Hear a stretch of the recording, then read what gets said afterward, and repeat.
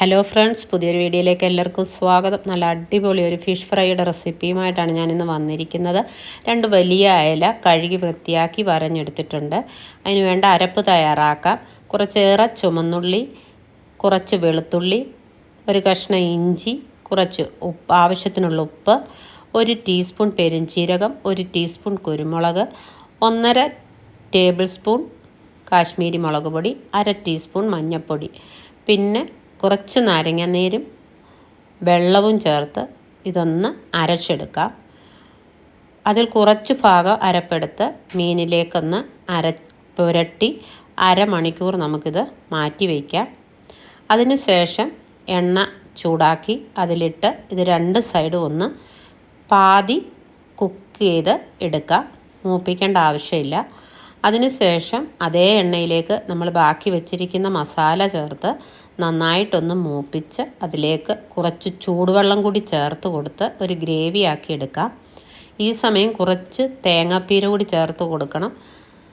അത് ഞാൻ ഈ സമയം വിട്ടുപോയതായിരുന്നു. ഞാനത് മീനിട്ടതിന് ശേഷമാണ് തേങ്ങാപ്പീര ചേർത്ത് കൊടുക്കുന്നത്. ഈ അരപ്പിനോടൊപ്പം അതും കൂടി ഇടേണ്ടതാണ്.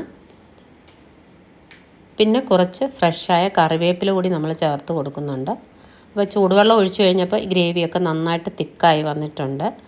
ഇനി നമ്മൾ ഒരു ഹാഫ് കുക്കാക്കി വെച്ചിരിക്കുന്ന ആ മീനെടുത്ത് ഇതിലേക്ക് ചേർത്ത് 2 സൈഡും തിരിച്ചും മറിച്ചും ഇട്ട് ഈ ഗ്രേവി അതിലേക്കൊന്ന് കോട്ടായി മൂത്ത് പറ്റി കിട്ടുന്നിടം വരെ ഇത് നമ്മൾ കുക്ക് ചെയ്തെടുക്കണം. അപ്പോൾ ഈ അരപ്പ് ഇങ്ങനെ മീനിൻ്റെ പുറത്തേക്ക് തേച്ച് തിരിച്ചും മറിച്ചും ഇട്ട് തേച്ച് പിടിപ്പിച്ച് അത് കുക്കായി കിട്ടുന്നിടം വരെ അങ്ങനെ നമ്മൾ ചെയ്തുകൊണ്ടിരിക്കണം.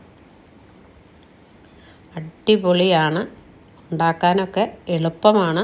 പക്ഷെങ്കിൽ ഒരു 10-15 മിനിറ്റ് എടുക്കും. നമ്മളിത് ലോ ഫ്ലെയിമിലിട്ട് തന്നെ ഈ മസാലയൊക്കെ ഒന്ന് മൂത്ത് വരുന്നിടം വരെ ഒന്ന് വെയിറ്റ് ചെയ്യേണ്ടതാണ്.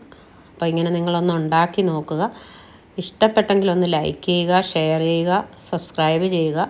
കൂട്ടത്തിൽ ബെല്ലൈക്കണും കൂടി ഒന്ന് ഇനേബിൾ ചെയ്തിട്ടേക്കുക. എങ്കിലേ ഞാനിടുന്ന പുതിയ വീഡിയോസിൻ്റെ നോട്ടിഫിക്കേഷൻസൊക്കെ നിങ്ങൾക്ക് ലഭിക്കത്തുള്ളൂ.